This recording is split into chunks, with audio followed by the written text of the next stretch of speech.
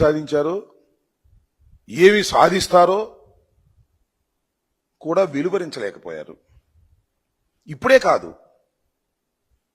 చంద్రబాబు నాయుడు గారు ఇప్పటికి 55 సార్లు సింగపూర్ పర్యటనకు వెళ్లారు రాష్ట్ర అభివృద్ధి కోసం అని చెప్పి. ఒక్క రూపాయి లేదు ఒక్క పైసా తీసుకొచ్చి పెట్టుబడి పెట్టినటువంటి సందర్భం ఏదైనా ఉందా అంటే వెనక్కి వెళ్ళి చూసుకుని ఎక్కడ ఏమీ లేదు. ఎందుకు సింగపూర్ వెళ్తారో ఎందుకు సింగపూర్ వస్తారో చాలా మందికి అర్థం కాదు. బహుశా పాత లావాదేవీలు ఏమైనా సెటిల్ చేసుకోవడానికి వెళ్ళారా? అయ్యా నారా లోకేష్ గారు, లేకపోతే ఆయన ఈశ్వరన్ అని ఆ సింగపూర్ మంత్రి గారు మీతో వాటాలు కలిసి ఇక్కడ రాజధాని డెవలప్మెంట్కి రాజధాని స్టార్టప్ ఏరియాకి పెట్టుబడులు పెడతామని చెప్పేసి అప్పుడు వచ్చి ఏదో కన్సార్టియం చేసుకున్నారు కదా. సరే, ఆయన లోపలేశారు. అవినీతికి పాల్పడుతున్నాడని సింగపూర్ ప్రభుత్వమే ఆయన లోపలేశారు. మొన్నే విడుదలయ్యారు. ఏమైనా ఇల్లు ఆయన కలిసి వచ్చారా? లేకపోతే ఆ లావాదేవీలు ఏమైనా సర్దుబాటు చేసుకున్నారా? అసలు ఎందుకు వెళ్ళారు మీరు? ఏమి సాధించడానికి వెళ్ళారు? సమాధానం లేదు. అది నాకు తెలియకూడదండి. సింగపూర్ ఏమైనా భారతదేశాన్ని అభివృద్ధి చేయడానికో ఆంధ్రప్రదేశ్ని అభివృద్ధి చేయడానికో పుట్టినటువంటి దేశమా? సింగపూర్ వాళ్ళు లాభాలుంటే పెట్టుబడులు పెడతారు, లాభాలు తీసుకుంటారు, వెళతారు. దానివల్ల మనకు ఉపయోగం ఉంటే సింగపూర్నైనా ఏ ఇతర దేశాలు పెట్టుబడులైనా మనం ఆహ్వానిస్తాం. వైఎస్ఆర్ కాంగ్రెస్ పార్టీ అంటే గెంటేసిందంట, వీళ్ళు వెళ్ళి పట్టుకొస్తామంట.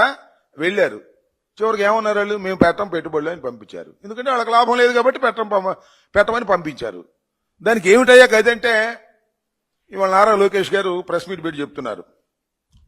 ఇక్కడ నుంచి అంటే చాలా మంది ఈమెయిల్స్ పంపించారంట. ఈ ప్రభుత్వం ఉండేది కాదు, చచ్చేది కాదు, పడిపోతుంది, మీరేమీ పెట్టుబడులు పెట్టమాక అని వీళ్ళు ఈమెయిల్స్ పంపిస్తే దానివల్ల వాళ్ళు తిరస్కరించారన్నట్టుగా మాట్లాడతాడు. ఆ ఈమెయిల్ పంపించింది ఎవరయ్యా అంటే పెద్దిరెడ్డి గారి ప్రోత్సాహంతో మురళీకృష్ణ అని ఆయన పంపించాయంట. ఆయన చెప్పాడు నారా లోకేష్ గారు. ఎవరా మురళీకృష్ణ? నిన్న నుంచి తలగా బాదుకుంటున్నాం మేము. ఎవరు పంపించారు ఏంటంటే ఎతికాం అన్ని చోట్ల, దొరికింది అని మన చిలకూరుపేట ఆయన అంట. ఆయనో ఈయనో ఒకటో కాదో నారా లోకేష్ గారు చెప్పాలి. చిలకలూరుపేటకు చెందినటువంటి మురళీకృష్ణ చౌదరి గారు, ఆయన యుఎస్ లో ఉంటాడు. 100కి 100 పాళ్ళు తెలుగుదేశం అభిమాని, తెలుగుదేశం కోసం కృషి చేసినటువంటి వ్యక్తి. తెలుగుదేశం పార్టీ అధికారంలోకి రావాలని అహర్నిశలు కష్టపడ్డాడు. ఇప్పుడు మాత్రం రివర్స్ అయ్యాడు. ఎందుకయ్యాడా బాబు అంటే చిలకలూరుపేటలో ఆయన ప్రాపర్టీని కాజేయడానికి అక్కడ స్థానిక శాసనసభ్యులు ప్రయత్నం చేశాయంట. ఇంత కలలుగన్నటువంటి కూటమి ప్రభుత్వం, చంద్రబాబు నాయుడు గారి ప్రభుత్వం అధికారంలోకి వచ్చినా కూడా నాకు న్యాయం జరగకుండా నా ఆస్తులే కాజేసే పరిస్థితికి వచ్చేశారు, కబ్జా చేసే పరిస్థితికి వచ్చేశారు తెలుగుదేశం వాళ్ళు, మా వాళ్లే. ఈ ప్రభుత్వం కన్నా జగన్ ప్రభుత్వం 1000 రెట్లు బెట్లని ఆయన ఈమెయిల్స్ పెడుతున్నాడు.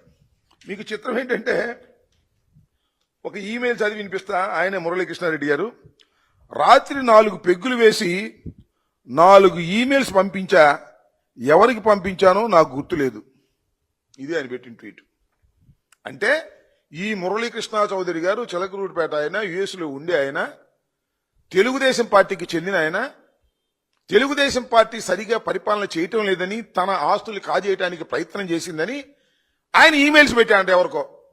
దానికంతా నారా లోకేష్ గారు పెద్దిరెడ్డి గారు పెట్టించాడనేటువంటి పరిస్థితి దిగజారిపోయి మాట్లాడేటువంటి పరిస్థితి దిగజారిపోయాడు. అంటే ఏమి లేదు, గుడ్డగాల్చి మొఖాన్ని వేసేద్దాం.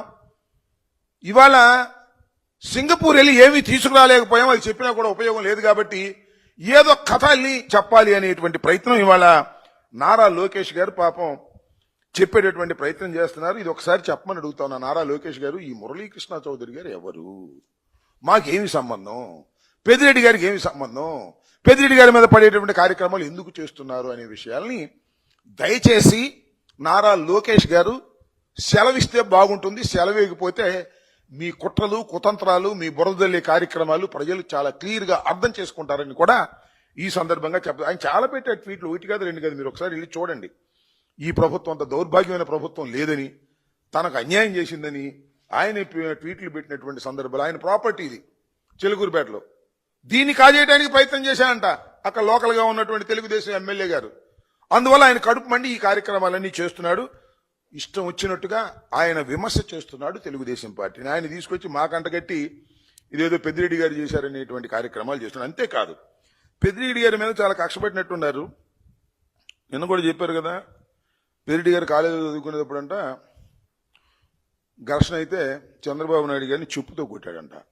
ఆయన ఎక్కడ చెప్పుతో కొట్టాడు, మేమే కొట్టామని కొంతమంది ముందుకు చెబుతున్నారు. నిన్నే మళ్ళీ తవ్వుకునే కార్యక్రమం చేస్తున్నారు సినిమాలో చెప్పినట్టుగా. ఆయన మీద ఇవాళ ఇష్టం వచ్చినట్టుగా మాట్లాడేటువంటి కార్యక్రమం చేస్తున్నారు. ఈ ఆదాన్ డిస్టిలరీస్ నుంచి పెద్దిరెడ్డి గారికి 5 కోట్ల రూపాయలు జమ అయిందట. పెద్దిరెడ్డి గారి కంపెనీకి, పిఎల్ఆర్ కంపెనీకి. ఇది పచ్చి అబద్ధం. ఇది ఎవరు చెబుతున్నారు? నారా లోకేష్ గారు చెబుతున్నాడు నేను ప్రెస్ మీట్లో. ఆదాన్ కంపెనీ నుంచి పిఎల్ఆర్ కంపెనీకి 5 కోట్ల రూపాయలు జమ అయింది అని. ఇప్పుడు ఇది 2021లో జమ అయింది అని మాట. అసలు ఆదాన్ కంపెనీ నుంచి పిఎల్ఆర్ కంపెనీకి 1 పైసా కూడా ట్రాన్స్ఫర్ కాని దాన్ని అద్భుతమైన కథల్ని చెప్పేటటువంటి ప్రయత్నం చేస్తున్నారు. అంటే పెద్దిరెడ్డి గారి మీద ఉన్నటువంటి కక్ష కార్పణ్యాలు, ఈ విధంగా లిక్కర్ కేసులో లేనిపోని అబద్ధాలు చెప్పి నమ్మించాలనేటువంటి ప్రయత్నం ఇటు ప్రజల్ని అటు న్యాయస్థానాల్ని వారు పడుతున్నటువంటి పాటలు అన్నీ కాదని మనం చేస్తున్నాం. అసలు ఆదాని కంపెనీ నుంచి రాలేదండి, ఇంకో కంపెనీ నుంచి వస్తాయి. వస్తే తప్పేంటి అని అడుగుతా ఉన్నా. ఒక కంపెనీ నుంచి మరో కంపెనీకి అప్పులు తీసుకోవడం మళ్ళీ చెల్లించడం జరుగుతూ ఉంది. ఒక కంపెనీ నుంచి 5 కోట్ల రూపాయలు తీసుకున్నారు 2021లో. ఆ తర్వాత పే చేశారు. దీనికి లిక్కర్ స్కామ్ కి దీనికి సంబంధం ఏంటి? ఊరికినే బురద జల్లేటటువంటి కార్యక్రమాలు దురదృష్టవశాత్తు సాక్షాత్తు నారా లోకేష్ గారు చేసేటటువంటి ప్రయత్నం చేస్తున్నారు. ఇది చాలా దుర్మార్గమైనటువంటి విషయం. దీన్ని కనిపెట్టాలని కూడా ప్రజల్ని ఈ సందర్భంగా నేను కోరుతూ ఉన్నా. ఇంకపోతే నెల్లూరు పర్యటన చూశారు కదా. జగన్మోహన్ రెడ్డి గారు, కాకాని గోవర్ధన్ రెడ్డి గారు, జగన్మోహన్ రెడ్డి గారు మంత్రివర్గంలో వ్యవసాయ శాఖ మంత్రిగా ఉన్నారు, నేను ఇరిగేషన్ మంత్రిగా ఉన్నాను. ఆయన్ని జైల్లో పెట్టారు. అన్ని తప్పుడు కేసుల్లో పెట్టి జైల్లో పెట్టి ఒక కేసు తర్వాత మరో కేసు తర్వాత మరో కేసు పెట్టి జైలు నుంచి బయటికి రాకోకుండా నిర్బంధించేటటువంటి కార్యక్రమం చేస్తున్నారు. చట్టం వారిని చేతుల్లోకి తీసుకునేటువంటి కార్యక్రమం చేస్తున్నారు. పోలీసులందరినీ వాడుకుంటున్నారు. సరే చూద్దాం దీని వ్యవహారం ఎంతవరకు వెళుతుందో, ఎంతవరకు న్యాయస్థానంలో దీన్ని నిరూపించగలుగుతారో భవిష్యత్తు ఖచ్చితంగా క్లియర్గా అర్థమైపోతుంది. కానీ ఇక్కడ నేను చెప్పదలుచుకుంది ఏంటంటే, జగన్మోహన్ రెడ్డి గారు పరామర్శకు వెళ్ళారు. పరామర్శకు వెళితే ఏంటండి మీరు చేసింది నాకు అర్థం కాలేదు. ఏం జరిగింది? నేను నెల్లూరులో పరామర్శకు ఆయన్ని చూడటానికి జైలు దగ్గరికి వెళ్ళారు. ఆ తర్వాత నల్లపరెడ్డి వారి ఇంటి మీద దాడి జరిగితే వారిని పరామర్శించడానికి వారింటికి వెళ్ళారు. ఈ రెండూ కూడా పరామర్శకు సంబంధించినటువంటి అంశాలు. నా తెలియగలుగుతానండి, జైలు చుట్టూరా పెద్ద బ్యారికేడ్స్ పెట్టారండి, పెద్ద పెద్ద గుంటలు తవ్వారండి. జగన్మోహన్ రెడ్డి గారు దేనికి వెళ్ళారనుకుంటారా? నాకు అర్థం కాలేదు. చంద్రబాబు నాయుడు గారు, లోకేష్ గారు, జగన్మోహన్ రెడ్డి గారు హెలికాప్టర్ వేసుకు వెళ్ళి అక్కడ దిగి జైలు గోడలు బద్దలు కొట్టి కాకాని గోవర్ధన్ రెడ్డి గారిని హెలికాప్టర్లో ఎక్కించుకుని మనం తిరిగి రావడానికి వెళ్ళాలనుకుంటున్నారు. నాకు అర్థం కాల. ఏమిటా వ్యవహారం, ఏమిటా బందోబస్తు, ఏమిటా ముళ్ళ కంచెలు చుట్టూరా వేశారండి. జైలు చుట్టూరా పెద్ద పెద్ద ముళ్ళ కంచెలు రోడ్లతో వేశారంట. మీకేం పోయే కాలం వచ్చింది? నవ్వు వచ్చింది నాకు నిజంగా. నిన్న జరిగినటువంటి సంఘటన చూసినప్పుడు, విన్నప్పుడు చాలా హాస్యాస్పదంగాను కొంత బాధగాను అనిపించింది. ఏంది నాకు అర్థం కాల. జగన్మోహన్ రెడ్డి గారు, మాజీ ముఖ్యమంత్రి గారు, తమ పార్టీకి చెందినటువంటి 2 నాయకులకు కష్టాల్లో ఉన్నప్పుడు, కష్టం అనుకున్నప్పుడు వెళ్లి పరామర్శించి రావడానికి వెళితే ఎంత హంగామా చేశారయ్యా మీరు, నాకు అర్థం కాలేదు.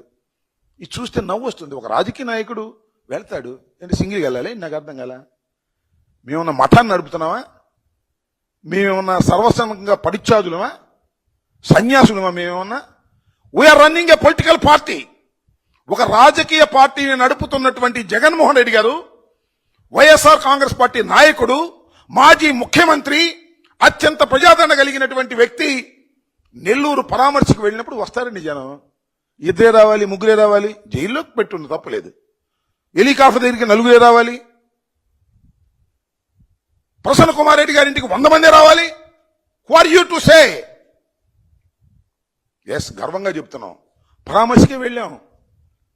పరామర్శకి వెళ్తారేంటి? పరామర్శకి వెళ్తే బహిరంగ సభలాగా వస్తారేంటి మీరు జనం అంటున్నాను నేను. ఒక ఆయన పెద్ద మనిషి, అవును స్వామి, మేము పరామర్శకు వెళితే అవి బహిరంగ సభలు అయిపోతున్నాయి.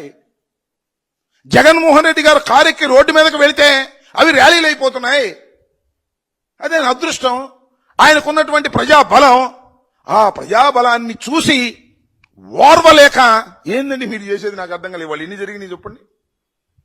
తెనాలి, రెంటపాళ్ళ, పొదిలి, రాప్తాడు, ఎక్కడికి వెళ్ళినా జనం తండోపతండాలుగా వస్తున్నారని ఏమైనా సరే నెల్లూరులో మాత్రం ఎవరు రాకుండా చేయాలి. ఏందే మీ ఉద్యోగం నాకు అర్థం కాలేదు. పోలీసులకి, ఐపీఎస్ ఆఫీసర్లకి. ఆయన సర్వశ్రేష్ఠ త్రిపాఠి అంట. ఐజీ గారు అక్కడే కూర్చున్నాడు. ఏం పోయే కాలం వచ్చిందని నాకు అర్థం కాలేదు. నెల్లూరు వెళ్ళి కూర్చుని జగన్మోహన్ రెడ్డి గారు వస్తున్న సందర్భంలో ఎవరు రావడానికి వీల్లేదు. మీ దుంపలు దగ్గర రోడ్ల కన్నకెళ్తారండి. ఎక్కడ విన్నారా మీరు ఇప్పుడన్నా? ఈ ప్రపంచంలో, ఈ దేశంలో, ఈ రాష్ట్రంలో ఎక్కడైనా సరే ఒక ప్రధాన ప్రతిపక్ష నాయకుడు, అది కూడా ఇవ్వలేదుగా మీరు. ఇప్పుడు ఇస్తున్నారు స్టేటస్. మేము అడిగాం, మేము 11 గెలిచామండి, ఎవరు లేరు, మాకు ప్రధాన ప్రతిపక్ష హోదా ఇవ్వండి అంటే, మీకు ప్రధాన ప్రతిపక్ష హోదా ఇవ్వమన్నారు. మరి నిన్నేం చేశారే? ముఖ్యమంత్రికి పెట్టాల్సిన కానీ ఎక్కువ పెట్టారే. యోగా డేకి ప్రధానమంత్రి గారు వచ్చాడు, అప్పుడు కూడా 2000 మందిని పెట్టలేదంట, కానిస్టేబుల్స్ ని, ఆఫీసర్లని. కానీ జగన్మోహన్ రెడ్డి గారు after all Pulivendula MLA, after all 11 మంది శాసనసభ్యులు ఉన్నవాడు, ప్రధాన ప్రతిపక్ష హోదా పొందలేని వాడు, ఆయన వెళ్తుంటే ఎందుకు మీకు అంతా వణుకు? ఎందుకు 2000 మందిని పెట్టారు? ఎందుకు కందకాలు తవ్వారు? ఎందుకు బారికేట్లు పెట్టారు? ఎందుకు ముళ్ళ కంచెలు వేశారు? చూశారుగా మీరు ముళ్ళ కంచెలు, పెద్ద పెద్ద ముళ్ళ కంచెలు టీవీలో చూపించారుగా. లాఠీ చార్జీలు చేశారు. ఇన్ని చేసిన ఏమండి పోలీసు వారు అడుగుతా ఉన్నా, ఆపారా? ఆపగలరా? జగన్మోహన్ రెడ్డి గారు వస్తుంటే పిలిచిన పిలవకపోయినా జనం వస్తారు, ఆయన కలుసుకుంటారు. మీరు ఆపలేరు అని ఇప్పటికైనా తెలుసుకున్నారా? తెలుసుకోగలరా అని నేను అడుగుతా ఉన్నా. నేను ఇంకోటి కూడా చెప్తాను ఈ సందర్భంగా. జగన్మోహన్ రెడ్డి గారు ప్రజల్లోకి వెళ్ళడం ఇది మొదలు కాదు, చివరు కాదు. మళ్ళీ వెళ్తాడుగా, రాజమండ్రి వెళ్తాడు, మరొక చోటకి వెళ్తాడు, మరొక చోటకి పరామర్శకు వెళ్తాడుగా మళ్ళా ఖాయంగా. నేను చెప్తున్నా డీజీపీ హరీష్ కుమార్ గుప్తా గారికి, నేను చెప్తున్నా ఐజీ సర్వశ్రేష్ఠ త్రిపాఠి గారికి, నేను చెప్తున్నా చంద్రబాబు నాయుడు గారికి, నేను చెప్తున్నా చిట్టినాయుడు లోకేష్కి, ఏమండి ఈసారి ఏదైనా ఊరు వెళ్ళినప్పుడు ఆ ఊరు చుట్టూరా కందకుందామండి, చుట్టూరా పెద్ద కందకుందో వేసేయండి. ఆ ఊర్లో ఉన్న వాళ్ళందరినీ కూడా బయటికి రావద్దని తాళాలు వేసేయండి. జగన్మోహన్ రెడ్డి గారు హెలికాప్టర్లో దిగుతాడు. 1000 మంది రాకపోతే నన్ను అప్పుడు అడగండి. మీరు ఎన్ని చేసినా జగన్మోహన్ రెడ్డి గారు ఎక్కడికి వెళితే అక్కడికి తండోపతండాలుగా జనం వస్తారు. మీరు వదిలేస్తే 20,000 మంది వస్తారు. మీరు కట్టడి చేస్తే 30,000 మంది వస్తారు. రాసుకోండి. ఇది జగన్మోహన్ రెడ్డి గారి లక్షణం. జగన్మోహన్ రెడ్డి గారికి ఉన్నటువంటి ప్రజాదరణ. సిగ్గు ఎగ్గు లేకోకుండా ఏందే మీరు? జగన్మోహన్ రెడ్డి గారికి జనం రాకోకుండా ఉండటం కోసం మీరు పడుతున్న పాటలు చూస్తుంటే నవ్వు వస్తుందయ్యా. ప్రజాస్వామ్యంలో ఒక ప్రధాన ప్రతిపక్ష నాయకుడు కాకపోయినప్పటికీ, మీరు ఇవ్వకపోయినప్పటికీ, ఆయన వెళుతుంటే వస్తున్న ప్రజాదరణ చూసి ఓర్వలేక ఎన్నిసార్లు మాట్లాడారా నాకు అర్థం కాదు. నిన్న మొన్న సింగపూర్లో ఉన్నప్పుడు దగ్గర నుంచి చంద్రబాబు నాయుడు గారు డీజీపీతో ఎన్నిసార్లు మాట్లాడాడు, లోకేష్ సర్వశ్రేష్ఠ త్రిపాఠి గారితో ఎన్నిసార్లు మాట్లాడారు. ఈ పని పడలేదు మీకు? ఇక జగన్మోహన్ రెడ్డి గారు మీటింగులు సక్సెస్ కాకుండా ఉండటం కోసం మీ దగ్గర ఉన్నటువంటి పోలీసు యంత్రాంగాన్ని మొత్తం ఉపయోగిస్తారా? సిగ్గుందని అడుగుతా ఉన్నా. సిగ్గులేనటువంటి పనులు చేస్తా ఉన్నారు. నాకు ఇవన్నీ చెబుతుంటే ఒక కథ గుర్తొస్తుంది. ఒక కథ చెప్పాలి ఇప్పుడు. శని మీకు తెలుసుగా, శనీశ్వరుడు పెట్టాడంటే ఏలినాటి శని అంటారు. శనీశ్వరుడు ఎవరైనా పడతాడంట. దానికి ఎవ్వరూ అతీతులు కాదు. దానికి ఒక కథ ఉంది. అదేంటంటే శివుడు, మహాశివుడిని కూడా శని పట్టాడంట. మహాశివుడు కదా, అందుకని శనీశ్వరుడు వెళ్ళి ముందుగా చెప్పాడంట, మహాశివ నీకు రేపు 7 గడియలు నేను పట్టబోతున్నాను అని. నన్ను పడతావా? ముల్లోకాలకే అధిపతినైనటువంటి ఈశ్వరుని నన్నేను ఎలా పడతావు చూస్తా అని అన్నా అంట. అని 7 సముద్రాలు దాటి వెళ్ళిపోయాడట. ఒక కాకులు దూరని కారడివి, చీమల దూరని చిట్టడివి, అక్కడ పెద్ద మర్రి చెట్టు ఉందంట. ఆ మర్రి చెట్టు త్వర దాక్కున్నా అంట. ఎవరు? శివుడు. ఆ 7 గడియలు దానిలో దాక్కున్నా అంట. దాక్కున్న తర్వాత బయటకు వచ్చాయంట. అప్పుడు శివుని అప్పుడు శనీశ్వరుని పిలిచాయంట. ఏ శనీశ్వరా, 7 గంటలు నేను ఎక్కడ దాక్కున్నానో తెలుసా? నన్ను పట్టుకున్నావా అన్నా అంట. నేను పట్టుకోవసరం లేదు, ముల్లోకాలు ఏలేటటువంటి వ్యక్తివి నువ్వు, చక్కగా అక్కడ ఉండవలసినటువంటి వ్యక్తివి. ఇన్ని 7 సముద్రాలు దాటి కాకులు దూరని కారడివి, చీమలు దూరని చిట్టడివిలో ఒక మర్రి తొర్రలో దాక్కున్నావంటే అంతకన్నా శనీయం కావాలయ్యా అన్నా అంట.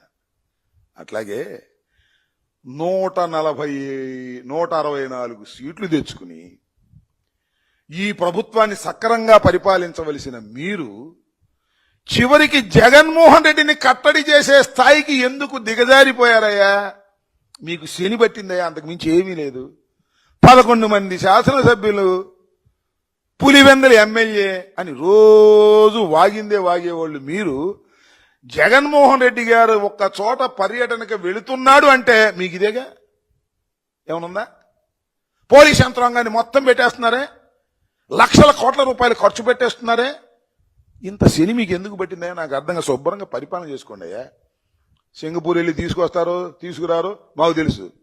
ఇచ్చిన హామీలను నెరవేర్చేటటువంటి ప్రక్రియలో కూడా వెనుకబడిపోయి జగన్మోహన్ రెడ్డి గారిని కట్టడి చేయటం మాత్రమే ఈ కూటమి ప్రభుత్వం పని, బాబు కొడుకుల పని. ఏ మాటకు ఆ మాట చెప్పాలి. చంద్రబాబు నాయుడు చాలా సీనియర్ మహానుభావుడు, ఆయన బుర్ర కూడా పోయింది. ఈ చిట్టినాయుడు దెబ్బకి, వాళ్ళ అబ్బాయి దెబ్బకి ఆయన బుర్ర కూడా పోయింది. 24 గంటలు ఇదే పని. జగన్మోహన్ రెడ్డి గారు ఎక్కడికి వెళ్తే అక్కడ జనం రాకుండా కాపలా కాద్దామని పోలీసుల్ని. ఏంది మీ కర్మ? ఇలాంటి శని బట్టి మీరు ఏడుస్తున్నారు తప్ప జగన్మోహన్ రెడ్డి గారిని ఆపటం ఎవడి వల్ల కాదు. సరిగదా? ఈ 5 సంఘటనలో కూడా జగన్మోహన్ రెడ్డి గారు అద్భుతమైనటువంటి నాయకుడు, జగన్మోహన్ రెడ్డి గారు ప్రజాభిమానం కలిగినటువంటి నాయకుడు అని మీరు నిరూపించి బ్రహ్మాండమైన పని చేశారయ్యా. నాకు దానిలో ఏ విధమైన సందేహం లేదు. మేదో దిగులుగా ఉన్న 11 వచ్చిందని కాదు. జగన్మోహన్ రెడ్డి గారు ఎక్కడికి వెళితే అక్కడ అత్యధికమైన జనం వస్తున్నారనేటువంటి మాట ఇవాళ కలిగే విధంగా చేశారు. దానిలో మీ పోలీసు పాత్ర కూడా చాలా గణనీయంగా ఉందని ఈ సందర్భంగా మనం చేస్తున్నా. మీరు ఒకటే గుర్తుపెట్టుకోండి, ఎవరినైనా తొక్కాలి అనుకుంటే అంతకన్నా వేగంగా పెరుగుతారు అని చెప్పడానికి చరిత్రలో మీ ఈ సంఘటన గుర్తుపెట్టుకోమని కూడా ఈ సందర్భంగా నేను మనవి చేస్తున్నా. ఇలాంటి దుర్మార్గమైనటువంటి కార్యక్రమాలు మీరు చేసి జగన్మోహన్ రెడ్డి గారి యొక్క ప్రజాదరణని మీరు చూపించేటటువంటి కార్యక్రమం చేస్తున్నారు. దాని సంగతి తర్వాత మీకే అర్థమవుతుందని కూడా ఈ సందర్భంగా మనవి చేస్తున్నాం. దాంతోపాటు హోంమంత్రి గారు, సరే ఆమె లా అండ్ ఆర్డర్ చూసుకోవాలి, ఆమె లా అండ్ ఆర్డర్ చూసుకోవడమే లేదు. జగన్మోహన్ రెడ్డి గారిని కట్టడి చేసే కార్యక్రమంలో కూడా ఆమె పాత్ర ఏమి కనపట్లే నాకు. అంతా మన లోకేష్ చిట్టినాయుడు గారిదే, అలాగే మన చంద్రబాబు నాయుడు గారి, వీళ్లే కాపలా కాసుకుంటున్నారు. ఈ మాత్రం మైక్ ముందుకొచ్చి జగన్మోహన్ రెడ్డి గారి కుటుంబానికి సంబంధించిన అంశాల గురించి మాత్రం చిలవల పలువురుగా మాట్లాడే కార్యక్రమం చేస్తుంది. అసలు హోంమంత్రి అవసరమైతే హోంమంత్రి సరిగ్గా పనిచేయటం లేదు, అవసరమైతే హోంశాఖ నేను తీసుకుంటా అన్నాడు ఆ మధ్యన డిప్యూటీ సీఎం గారు. గుర్తుందిగా మీకు? ఆమెకు భయం పట్టుకున్నట్టుంది. ఏదో మంత్రివర్గ మళ్ళా రీషఫలింగ్ అన్నారు, తీసేస్తారని భయం పట్టుకుందో మరి. రోజు వచ్చి జగన్మోహన్ రెడ్డి గారిని తిట్టే కార్యక్రమం చేస్తుంది. జగన్మోహన్ రెడ్డి గారిని తిట్టే కార్యక్రమం చేయడంతో పాటు వాళ్ళ కుటుంబ సమస్యల గురించి మాట్లాడుతూ ఉంది. తల్లి చెల్లి, ఈ వాటాలు తగాదాలు, ఎన్సీఎల్టీకి వెళ్ళినటువంటి సందర్భం గురించి మాట్లాడుతూ ఉంది. మాట్లాడమ్మా, పర్లేదు మాట్లాడు. నీ గురించి మాట్లాడలేము. నీ కుటుంబ సమస్యలు ఎవడో తెలియదు. నీ కుటుంబ సమస్యల గురించి మాట్లాడటం మొదలెడితే ఎక్కడి దాకా వెళ్తుంది వ్యవహారం? నువ్వు కోర్టుకు వెళ్ళలేదా? చెక్ బౌన్స్ కేసుల్లో నీ పుట్టుపూర్వతలు మాకు తెలియదా? కొంత లిమిట్ ఉండాలి దేనికైనా. ఆ లిమిట్ దాటి మాట్లాడేటటువంటి పరిస్థితికి హోంశాఖ మంత్రి గారు వస్తున్నారు. ఇది సరైనటువంటి విధానం కాదని ఈ సందర్భంగా నేను హెచ్చరించదలుచుకున్నాను. ఎస్, కొన్ని ఇబ్బందులు ఉన్నాయి, కుటుంబంలో ఉన్నాయి కాబట్టే గత్యంతరం లేని పరిస్థితుల్లో చట్ట ప్రకారంగా తాను షేర్స్ వారికి బదిలీ చేయలేదని చెప్పి న్యాయస్థానానికి వెళ్లారు జగన్మోహన్ రెడ్డి గారు. న్యాయస్థానం అదే చెప్పింది కదా, ఆయన బదిలీ చేయలేదు కాబట్టి ఆయనకే ఉన్నాయని తీర్పిచ్చిన తర్వాత కూడా మీరు పిచ్చి పిచ్చికి మాట్లాడతారేంటి? అంటే ఏదో ఒక విధంగా వారి కుటుంబంలో ఉన్న సమస్యల్ని ఎన్కాష్ చేసుకోవాలనే తాపత్రయం తప్ప మీకు మరొక మార్గమే లేనటువంటి పరిస్థితుల్లో కనిపిస్తున్నారు. సక్రమైన పరిపాలన లేదు. జగన్మోహన్ రెడ్డి గారు 24 గంటల్లో కట్టడి చేసే కార్యక్రమాలు, అన్యాయమైన అక్రమైన కేసులు పెట్టి అందరినీ నొక్కేయాలనే కార్యక్రమాలు, ఈ కార్యక్రమాలు తప్ప చక్కని పరిపాలన చేయాలని, రాజధానిని నిర్మించాలని, పోలవరాన్ని నిర్మించాలనే జ్ఞానమే మీకు లేకపోగా కేసులు పెడుతున్నారండి. దాని దుంపదేగా ఎంతమందిని పెడతారో నాకు అర్థం కాలేదు. మీరు మా మంత్రివర్గంలో పనిచేసిన చాలా మంది మీద కేసులు పెట్టారు. కొంతమందికి యాంటిసిపేటరీ బెయిల్స్ వచ్చినాయి, కొంతమంది జైల్లో ఉన్నారు. ఏమైపోద్ది? జైల్లో ఉంటే జైల్లో ఉండిపోతారా? ఒక చెడు సాంప్రదాయాన్ని మీరు ఇవాళ ప్రవేశపెడుతున్నారు. రేపేమైంది? మా గవర్నమెంట్ వచ్చిన తర్వాత మాకు జనం అంతా ఏం చేస్తారు? వాళ్ళు కూడా లోపలేండి అంటారు, వాళ్ళు తప్పులు చేయలేదా అంటారు. చివరికి ఐపీఎస్ అధికారులు, నిన్న కూడా ఒక ఆయనకి ఐపీఎస్ అధికారికి బెయిల్, యాంటిసిపేటరీ బెయిల్ క్యాన్సిల్ అయింది. అంటే దీని అర్థం ఏంటి? ఐపీఎస్ అధికారులందరికీ చెప్తున్నా, అందరికీ కాదు కొందరికి చెప్తున్నా, కొందరికంటే ముఖ్యమైన వారికి చెప్తున్నా, ఎవరైతే చంద్రబాబు నాయుడు గారి మోచేతి నీళ్లు తాగి జగన్మోహన్ రెడ్డి గారి మీద కేసులు పెట్టాలని, వైఎస్ఆర్ కాంగ్రెస్ పార్టీని అణచాలని, జగన్మోహన్ రెడ్డి గారు ఎక్కడికి వెళ్తే అక్కడ కట్టడి చేయాలని నిబంధనలకు వ్యతిరేకంగా ప్రవర్తిస్తున్నటువంటి ఐపీఎస్ ఆఫీసర్లందరికీ కూడా చాలా స్పష్టంగా చెప్తున్నా, తెలుగుదేశం పార్టీ అధికారంలోకి వచ్చిన తర్వాత అనేక మంది ఐపీఎస్ ఆఫీసర్ల మీద కేసులు పెట్టి జైలుకు పంపింది. అంటే మీ మీద కేసులు పెట్టడం, జైలుకు పంపటం అనేది చాలా చిన్న విషయమని, అది అతీతులు కారనే విషయాన్ని మీరు గుర్తుపెట్టుకోండి. ఆ ప్రభుత్వం, ఈ ప్రభుత్వం అలా చేస్తే వచ్చే ప్రభుత్వంలో కూడా మీరు దొరుకుతారు. తప్పులు చేస్తున్నారు, జాగ్రత్తగా వ్యవహరించండి, పద్ధతి ప్రకారం వెళ్ళండి, మీ మాన్యువల్ ప్రకారం మీరు వెళ్ళండి. అంతే తప్ప రాజకీయాల్లోకి వచ్చి రాజకీయంగా మమ్మల్ని అణగదొక్కాలని ప్రయత్నం చేస్తే చూస్తూ సహిస్తూ ఊరుకునేటటువంటి వ్యక్తులం మేము కాదు. మాది ఒక రాజకీయ పార్టీ, అత్యంత ప్రజాదరణ కలిగినటువంటి రాజకీయ పార్టీ. అది మీకు కూడా తెలుసు, అందరికన్నా మీకే ఎక్కువ తెలుసు. ఎందుకంటే మీరు చూస్తున్నారు కదా, ఎక్కడికి వెళ్ళినా పోలీసు కాపలా పెట్టిన అసలు మొత్తం పెట్టారండి. రోడ్డు పక్కన నుంచోబెట్టారు పోలీసులు అందరినీ కూడా. అయినా పోలీసు ఆగారు. జనం వెల్లువలా వచ్చారు, ఉప్పెన్లాగా వచ్చారు. గుర్తుపెట్టుకోండి, ఈ పరిస్థితుల నుంచి బయటపడటం మంచిది. మీకు బయట పడకపోతే మాత్రం మీరు రాబోయే కాలంలో చాలా తీవ్రమైనటువంటి పరిణామాలు ఎదుర్కొంటారని కూడా ఈ సందర్భంగా నేను చెప్పదలుచుకున్నాను. లోకేష్ గారికి కూడా చెప్పదలుచుకున్నాను, అనిత గారికి కూడా చెప్పదలుచుకున్నాను. ఇది జాగ్రత్త వ్యవహరించే కార్యక్రమాలు చేయండి. ఆ లోకేష్ ఇప్పుడు లోకేష్ కాదంట, పెద్ద హై క్యాష్ అంట. హై క్యాష్ ఉంటే తప్ప మాట్లాడ్డంట. ఆయనకు కూడా చెప్తున్నా, బాబు 3 నెలల ముచ్చట అధికారం శాశ్వతంగా ఉన్నది నాయన. ఇంతకుముందు చాలాసార్లు మీ తండ్రి గారు ఓడిపోయారు, మీరు కూడా ఓడిపోయారు. శాశ్వతంగా అధికారం ఉండదు, హద్దు మీరు ప్రవర్తిస్తే మంచిది కాదని మాత్రం చెప్పదలుచుకున్నాను.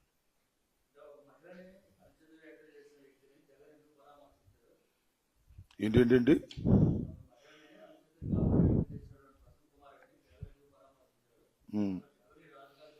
నేను తెలియగలుగుతానండి.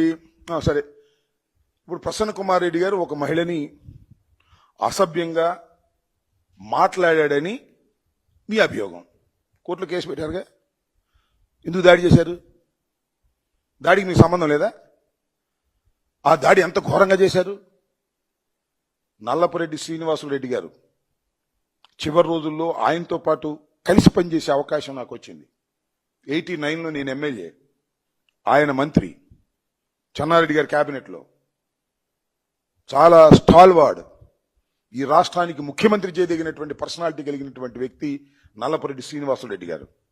వారి సతీమణి 84 సంవత్సరాలు వయసులో ఉన్నటువంటి వారి సతీమణి ఇంట్లో ఉన్నప్పుడు వెళ్ళిద్ది మీరు దౌర్జన్యం చేశారంటే నేను పరామర్శిస్తే తప్ప, మా నాయకుడిని మేము పరామర్శించుకున్నాం, మీరెవరు మాట్లాడడానికి అడుగుతా ఉన్నా. ప్రసన్న కుమార్ రెడ్డి గారు దూషించాడా లేదా న్యాయస్థానాలు తెలుస్తాయి. మీ ఆరోపణలకు చూసి మేము పలకరించడానికి వీలేదు. జగన్మోహన్ రెడ్డి గారు ప్రసన్న కుమార్ రెడ్డి గారు ఇంటికే వెళ్ళలేదు. క్రిమినల్ గా ఉన్నటువంటి కాకాని గోవర్ధన్ రెడ్డి గారిని పరామర్శించడానికి వెళ్తాడా?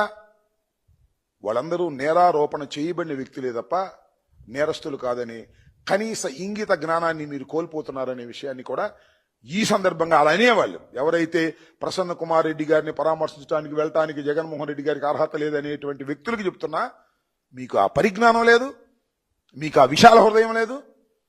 జైల్లో ఉన్నవాడల్లా నేరస్తులు అనుకుంటున్నారు, కేసు పెట్టిన వాడల్లా నేరస్తులు అనుకుంటున్నారు. నేరారోపణ చేయబడిన వారే తప్ప వారు నేరస్తులు కాదనేటటువంటి కనీస జ్ఞానాన్ని మీరు తెలుసుకోండి. ఆ లెక్కకు వస్తే చంద్రబాబే పెద్ద ఎరగాడు, 53 రోజులు జైల్లో ఉన్నాడు. మరి ఆయన పరామర్శలు సంకలనం వెళ్ళారా అని అడుగుతా ఉన్నా నేను. ఇష్టం వచ్చినట్టుగా మాట్లాడటం సరైనటువంటి విధానం కాదని కూడా ఈ సందర్భంగా నేను చెప్పదలుచుకున్నాను.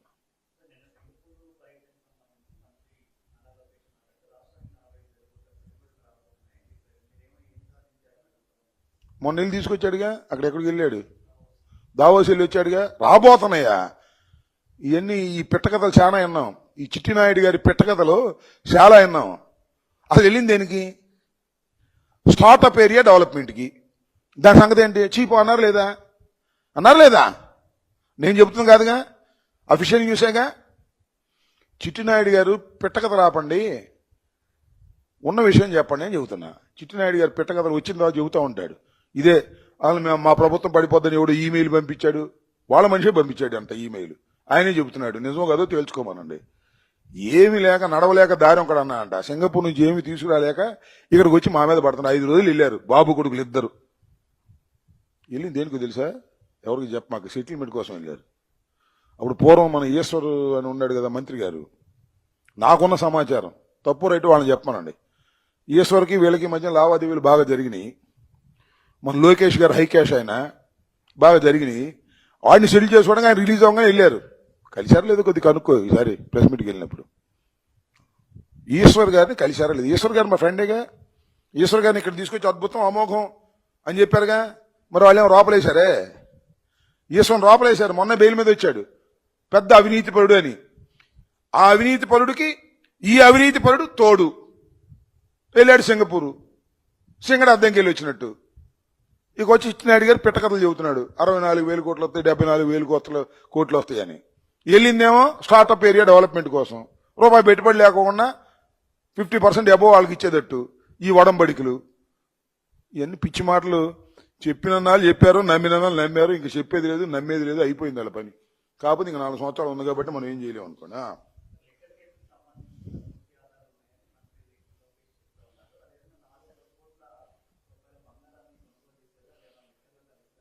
అవునండి, ఒక డిస్టరీ కంపెనీ దాన్ని కొనుక్కుందనుకో, దానికి దీనికి ఏం సంబంధం? డిస్టరీ కంపెనీ 4 కోట్లు పెట్టి కొనుక్కుంది, పెట్టుబడి పెట్టుకుందనుకో, దానికి దీనికి ఏం సంబంధం అంటే అక్కడ ముడి పెడుతున్నారు. ఆధారాలు ఉన్నాయి. ఎంతమంది మీద ఆధారాలు ఉన్నాయి? అసలు మా పార్టీలో ఉన్న అందరి మీద ఆధారాలు ఉన్నాయి, అందరినీ లోపలేసేయాలి. ఏం నాకు అర్థం కాల. న్యాయస్థానాలు తెలుస్తాయి. ఇదంతా కుక్కడప్ స్టోరీ.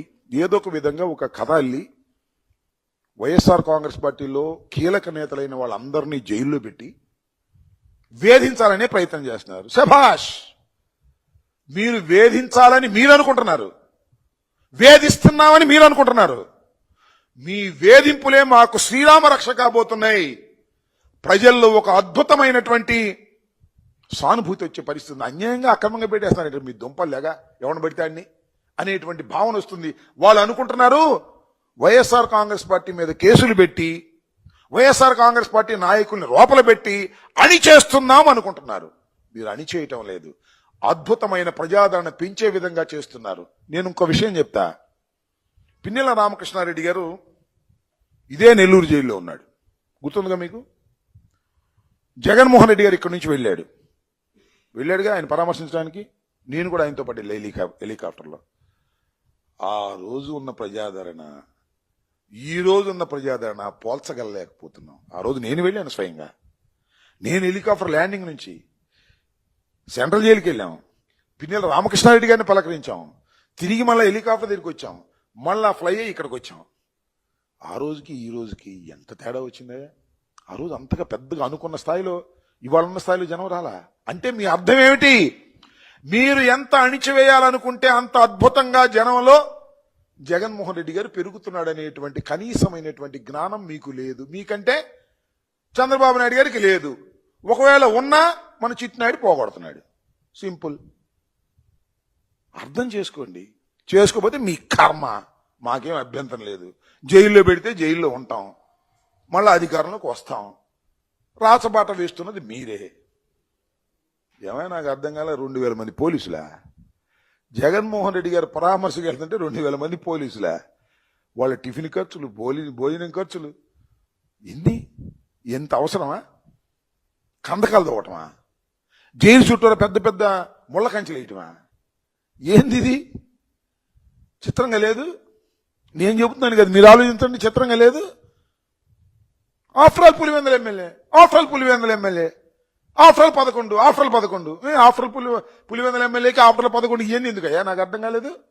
అంటే ఆఫ్టర్ ఆల్ కాదని, ఆయన ఒక అద్భుతమైన నాయకుడని నిరూపించేశారు. అయిపోయా కేసు. 1 yearలోనే అయిపోయింది. 4 సంవత్సరాలకు ఆగాల్సిన అవసరంలా. 1 yearలోనే మీరు అద్భుతమైన నాయకుడు. ఆయన పులివెందుల ఎమ్మెల్యే మాత్రమే కాదు, ఆయనకు 11 సీట్లు వచ్చినంత మాత్రాన ఆయన చిన్న నాయకుడు కాదు. మేము స్పెషల్ దాన్ని ప్రధాన ప్రతిపక్ష నాయకుడు ఇవ్వకపోయినా ఆయన ఒక అద్భుతమైన స్వరూపం కలిగినటువంటి ఒక పెద్ద నాయకుడని మీరే నిరూపించేశారు కదా. కందకాలు దోవి 2000 మంది పోలీసులను పెట్టి ఎక్కడికి వెళ్తే అక్కడ కట్టడి చేసి జనం రాకోకుండా ఉండారని పోటీపడి చివరికేమో జనం వచ్చారు. నిరూపణ అవుతుంది.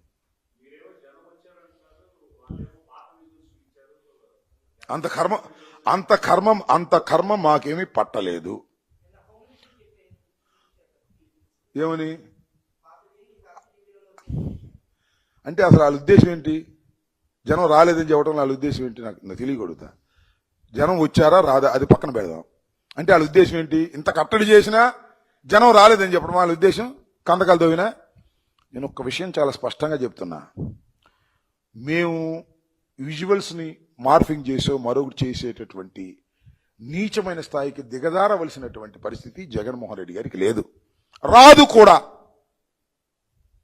హోంమంత్రి గారు చెప్తారు, చిట్టినాయుడు గారు చెప్తాడు, పెద్దనాయుడు గారు చెప్తారు. మీరు కనుక్కోండి ఏమన్నా ఫోన్ చేసి. యువర్ ఆల్ జర్నలిస్టులు కదా, మీ తోటి జర్నలిస్టులు ఉంటారు కదా, కనుక్కోండి జనం వచ్చారు రాలేదు. అది చూశారు కదా, లాఠీ చార్జ్ చేశారు కదా. జనం రాకపోతే లాఠీ చార్జ్ ఏం చేశారబ్బా? జనం రాకపోతే, అమ్మా హోంమంత్రి గారు, జనం రాకపోతే లాఠీ చార్జ్ ఎందుకు చేశారు? జనం రాకపోతే ఆయన ఎవరు ఎమ్మెల్యే గారు నిన్న మాట్లాడుతున్నాడు. ఏమండి, ప్రసన్న కుమార్ రెడ్డి గారి ఇంటికాడ మీరు 100 మందికే మేము పర్మిషన్ ఇచ్చాం కదా, ఏ బహిరంగ సభలాగా ఎందుకు వచ్చారంటున్నాడు ఆయనే. నేనేం చెప్పవసలా. లాఠీ చార్జ్ ఎందుకు చేశారు? ఆయన ఎందుకు మాట్లాడాడు చెప్పానండి. ఎందుకే మిమ్మల్ని మీరు మోసం చేసుకుంటారు మీ దుంపదేగా. జనం వస్తున్నారు స్వామి, మేమేం అసలు వాళ్ళని పిలవట్లేదు. పూర్వం మా ఎన్నికలప్పుడో లేకపోతే అంతకుముందు ఇంకోసారి కాస్త టిఫిన్లను లేకపోతే ఇది ఆటోలను ఏర్పాటు చేసేవాళ్ళు. అసలు ఇప్పుడు ఏమీ లేవు. టిఫిన్లకు అడిగిన వాళ్ళు లేదు, ఆటోలు పెట్టమన్నోళ్ళు లేదు. స్కూటర్లు వేసుకుని సైకిల్ వేసుకుని బలబలబల వచ్చేస్తున్నారు. కారణం ఏంటి? మీరు వద్దంటున్నారు కాబట్టి వస్తున్నారు వాళ్ళు, అంతే సింపుల్. మమ్మల్ని ఏమీ అడక్కోకుండా వచ్చేస్తున్నారు. నేను సత్యనపల్లిలో చూశా కదా, సత్యనపల్లిలో ప్రతి ఊరు పోలీసులు పంపించారు. అప్పుడు దాకా కొంతమంది తెలియదు జగన్మోహన్ రెడ్డి వస్తున్నాడని. ఏంది అబ్బాయి మన ఊరు వచ్చారు పోలీసులు అంటే, లేదు జగన్ వస్తున్నాడంట. అయితే వీళ్ళు ఎందుకు వచ్చారు అబ్బాయి? మనం వెళ్ళకూడదంట. వీళ్ళు ఎవడో చెప్పడానికి పదంటే వెళ్దామని అప్పుడు బయలుదేరారు. అప్పుడు దాకా వాళ్ళకి తెలియదు. పోలీసు వాళ్ళు ఉంటూ ఊరెళ్ళి వాళ్ళు లేపారు. అప్పుడు ఊళ్ళు బయలుదేరి వచ్చినాయి. నాకు తెలుసు కదా సత్యనపల్లి ఇది జరిగింది. ఇవాళ మీరు పోలీసులు అంతమంది పెట్టిన తర్వాత ఎందుకు ఇంతమంది పోలీసులు పెట్టారని తెలుసుకొని మా జగన్మోహన్ రెడ్డి గారు వస్తున్నాడని కనిపెట్టి వాళ్ళు తండోపతండాలుగా స్కూటర్లు వేసుకుని సైకిళ్ళు వేసుకుని నడుచుకుని వచ్చేస్తుంటే జనమేం రావట్లేదని మిమ్మల్ని మీరు మోసం చేసుకొని మాకేం అభ్యంతరం లేదు, జనమేమి రాకపోతే ఎందుకు ఈ ఆర్భాటాలను ఎందుకు చేశారయ్యా చెప్పండి స్వామి అని అడుగుతా ఉన్నా.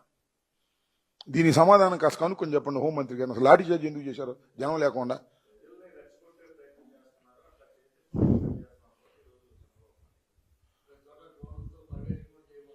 చేసుకోమని ఎవడన్నా మొన్న కూడా డ్రోన్ షో చేసుకున్నారుగా. చంద్రబాబు గారు మా తోకలు కట్ చేయటం కాదు, మా తోకలు జనమే కట్ చేశారు. ఇప్పుడు ఆయన తోక ఉంది, ఆయన తోక కట్ చేసుకోమని చూసుకోమను. ఆయన తోక కూడా కట్ అయిపోద్ది, ఇప్పటికే సగం కట్ అయిపోయింది. మా తోకలు కట్ చేయడం కాదు, మీ తోకలు జాగ్రత్తగా చూసుకోమని చెప్తున్నా. చంద్రబాబు నాయుడు గారి తోక చిట్టినాయుడు కట్ చేస్తున్నాడు, చిట్టినాయుడు తోక ఇంకోళ్ళు కట్ చేస్తున్నారు. ఎవరో అవసరంలా తోకలు కట్ చేయటం ఎందుకు? ఇంతమంది కావాలి తోకలు కట్ చేయడానికి. 2000 మంది పోలీసులు, సర్వశేష త్రిపాఠి గారు అక్కడ వెళ్ళి తిష్ట వేశాయంట ఐజీ గారు. ఎప్పటికప్పుడు మరి డిఐజీ గారు మాట్లాడుతూ ఉన్నారంట. డీజీపీ గారు, ఆయన పేరేంటి, గుప్తా గారు, ఇదే పని వాళ్ళకి. దొంగతనాల గురించి మాట్లాడే పని లేదు, రౌడీజం గురించి మాట్లాడే పని లేదు. జగన్మోహన్ రెడ్డి గారు వెళ్తే జనం రాకుండా చేసుకునే బాధ్యత తీసుకున్నారు వీళ్ళు. సిగ్గుండాలంటున్నా నేను అనేది. వస్తారండి, జగన్మోహన్ రెడ్డి గారు వెళ్తే జనం వస్తారు, తప్పేంటి? జనం రాకూడదా?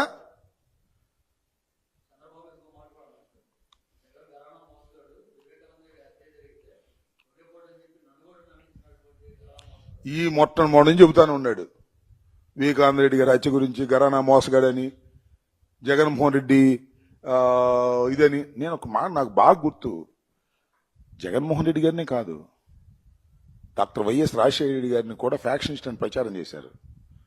మీ అందరికి చిన్నవాళ్ళు గుర్తుందో లేదు. ఈ చంద్రబాబు నాయుడే రాజశేఖర రెడ్డి గారు ఫ్యాక్షనిస్టు, రాజశేఖర రెడ్డి గారు మైనింగ్ లో డబ్బులు అన్యాయంగా సంపాదించాడు అని చాలా ప్రచారం చేశారు, చాలా కేసులు ఉన్నాయని ప్రచారం చేశారు. అయినా జగన్మోహన్ రెడ్డి గారు రాజశేఖర రెడ్డి గారిని ఆపగలిగాడా? అంటే మళ్ళీ తంతిదే, వ్యక్తిత్వ హననం.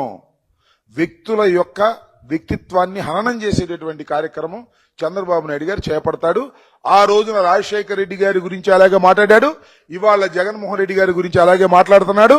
కానీ జగన్మోహన్ రెడ్డి గారు ఒక అద్వితీయమైన నాయకుడుగా మరింతగా ఎదగడానికి చంద్రబాబు నాయుడు గారు కూడా కొద్దిగా సహకరిస్తున్నాడని నాకున్నటువంటి అభిప్రాయం. ఓకే,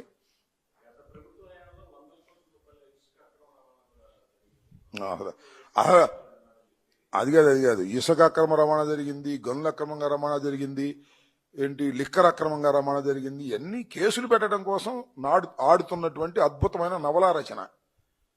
చిట్నాయుడు గారు రాస్తున్నాడు, పెద్దనాయుడు గారు అమలు చేస్తున్నాడు, పోలీసులు దానికి దాసోహం అంటున్నారు. నేను ఇక్కడ ఛాలెంజ్ చేసి చెప్తున్నా, తెలుగుదేశం పార్టీ అధికారంలోకి వచ్చిన తర్వాత నోటిట్ మా మీద పెట్టినటువంటి కేసులు ఒక్కటి నిలబడితే అడగండి, నన్ను ఒక్కటి న్యాయస్థానాల్లో నిలబడితే అడగండి. ఒక్కటి కూడా న్యాయస్థానాల్లో నిలబడేటటువంటి ఆధారాలు లేనటువంటి కేసులను పెట్టి వైఎస్ఆర్ కాంగ్రెస్ పార్టీ నాయకుల్ని వేధించి వైఎస్ఆర్ కాంగ్రెస్ పార్టీని అణచాలనేటువంటి ఒక కుట్రపూరితమైనటువంటి పద్ధతుల్లో చంద్రబాబు నాయుడు గారి ప్రభుత్వం పనిచేస్తుంది. ఏ ఒక్క కేసు కూడా నిలబడే కేసు కాదు, ఏ ఒక్క కేసు కూడా కోర్టు దగ్గర నిలబడదు అనేది ఇవాళ నేను చెప్తున్నాను, రాసుకోండి. మళ్ళా నన్ను అడగండి, ఇంకో 10 సంవత్సరాలు బతికుంటాను నాకు నమ్మకం ఉంది. 10 సంవత్సరాలు ఎప్పుడైనా అడగండి, నేను సమాధానం చెప్తా.